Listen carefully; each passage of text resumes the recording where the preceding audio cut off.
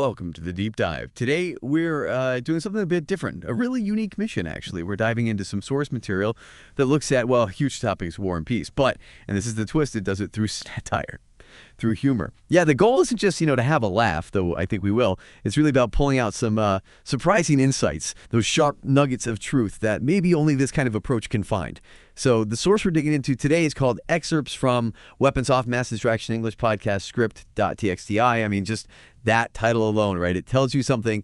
It promises to talk about war, but bring the laughs instead of just gloom.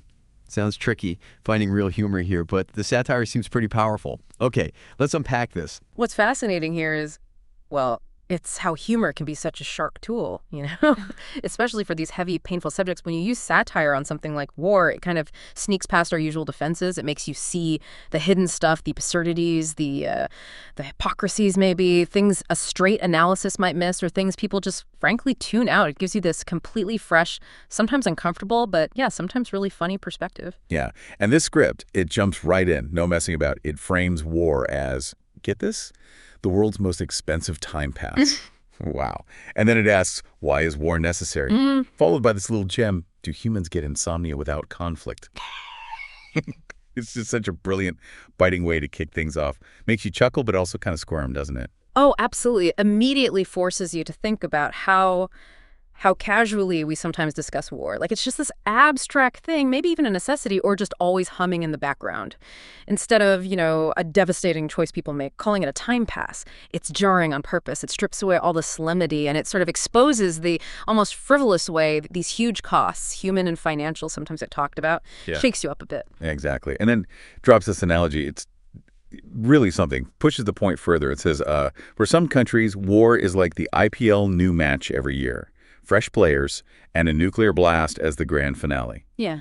Now, for anyone listening who doesn't know, the IPL is this huge cricket league, massive event. So comparing, utter devastation to a sports league, even with that nuclear blast ending, it's dark, but it lands.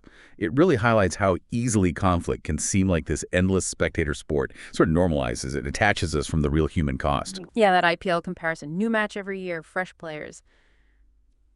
It's a sharp critique of how cyclical conflict can feel. Like it's just this endless rotation, almost trivializing the actual stakes for real people. And that leads straight into the money side of things, the financial reality behind the laughs. The material talks about the Defense Budget Club, specifically calls out the U.S. spending, $800 billion, an astronomical figure. But then it immediately contrasts it, asking, but schools still have broken desks. That juxtaposition, it's key to the satire. It's meant to show, the skewed priorities. And it's not just aimed at one country. The script brings in India, too. It says India isn't far behind. We do make in India and then break at the border. That's a sharp line, isn't it? Really succinct. It connects directly to this whole question of national priorities, resource allocation, investing heavily in making weapons only for them to be used for destruction. Instead of, say, schools or hospitals or roads, the satire really makes you ask, why invest so much in breaking things when basic needs aren't met? It challenges that whole calculation. It really does make you stop and think, The sheer scale of investment in conflict compared to education, healthcare, it's basic stuff people need. It makes you question the whole global cost-benefit thing, doesn't it? And maybe laughing at the absurdity is how you cope, so you don't just despair. You have to ask, where are the resources really going? What does that tell us? Okay, so the money aspect is one thing, but what about the diplomatic song and dance? Our source dives into that too. Calls peace talks, wait for it, a.k.a. posing with tea. He paints this picture right. Leaders shake hands, pose to the cameras, sip tea, and finalize a missile deal. It's funny, but also deeply cynical. It is, yeah. It captures that disconnect perfectly between the words and the actions. The public show of peace talks the handshakes. The tea, it's presented as just performance, choreography, and then bam, the punchline. They're signing off on more weapons. It's a really stark way to show how the public face might not match the real agenda, that performance of diplomacy. Sometimes it feels like it masks or even enables the very thing it claims to be stopping. And the script nails this with that classic ironic statement, you know the type. Then comes the statement, we don't want war, but we are ready. And the analogy is brilliant, like saying, I don't want pizza, but I already preheated the oven. This raises an important question. Just how genuine are those public statements about peace? Especially when the actions preparing for war, investing in it, seem to point the other way entirely. It pushes you to look beyond the photo ops, the carefully worded statements, and ask, are these talks really about peace? or just maneuvering, part of a system that maybe even benefits from tension, challenges that surface-level sincerity. That pizza oven line, yeah, really sticks with you. Makes that disconnect so clear. And once you see it framed like that, you start noticing those kinds of contradictions all over the place, right? In public life. It's like watching, I don't know, political improv half the time. Everyone knows the lines, but the real story's happening backstage. Speaking of disconnects, the material then turns to, well, us. How we engage with all this online yet shifts to something we all know well. Online reactions to conflict. It looks at that social media stuff. Changing profile pics, hashtag pray for XYZ or hashtag justice for planet Earth. Which is, often done with good intentions, right? It's a common way people show support. But then, whoosh, the script hits you with this direct, kind of uncomfortable jab. It asks, bro, weren't you airstriking in PUBG last week? Ouch. Referencing that huge online game, right? It just perfectly captures that potential for hypocrisy, that weird disconnect between our online selves and real-world empathy. It makes you, the listener, kind of pause and think about how we interact with really serious stuff from behind a screen. Are those clicks actually changing things? Or just feeding an algorithm somewhere? And that ties right into the script's pretty cynical take on profit motives. It doesn't pull any punches. It points out how real-world profits can get weirdly linked to all that online noise and outrage. There's this line, defense companies be like, thanks, Twitter, we just got a new missile contract. Suggesting that all that emotion, sometimes maybe performative emotion online, could actually, inadvertently, fuel the very industries profiting from conflict. It's a pretty stark thought, isn't it? That even our good intentions online might feed a system we'd otherwise condemn.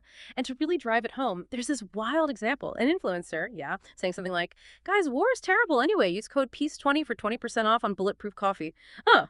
It's absurd. But if we connect this to the bigger picture, it really highlights this disturbing trend, commodifying everything, even, global crises, how the attention economy can just twist genuine concern into a marketing op, blurs those lines between caring and consuming.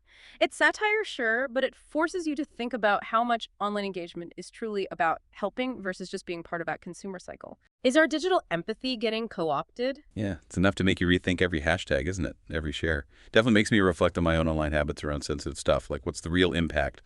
Beyond just feeling like you did something. Are we changing the world, or are we just, generating data points for someone's profit margin?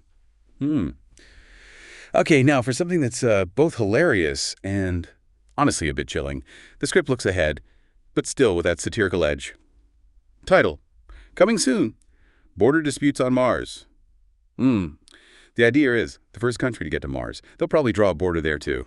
It's just so human, isn't it?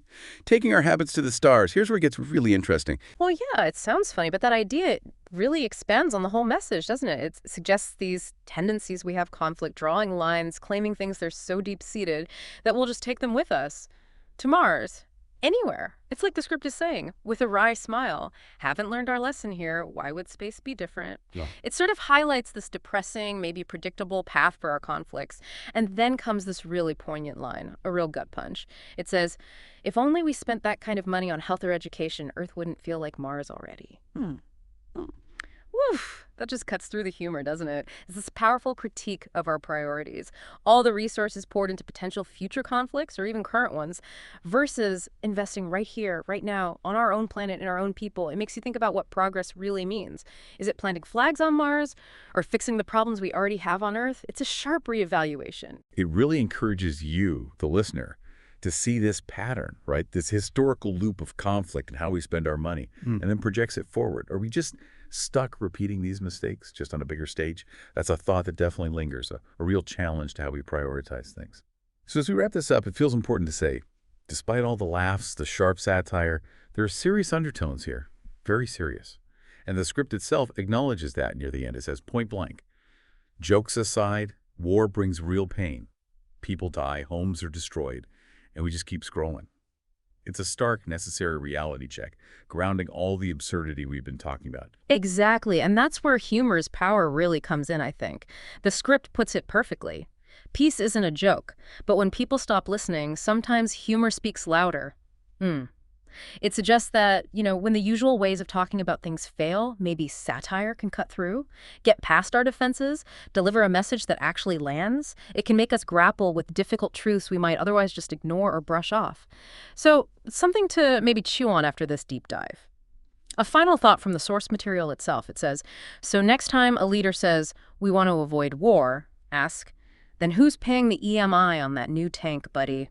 It's a direct challenge, isn't it, to think critically about accountability, about the real costs, about what's really driving those public statements. Encourages you to question the narratives, to dig a bit deeper. Yeah, great point. And on that note, maybe the final takeaway, directed right at you, the listener, comes from the script too. So keep laughing, keep thinking, and next time, launch a meme, not a missile.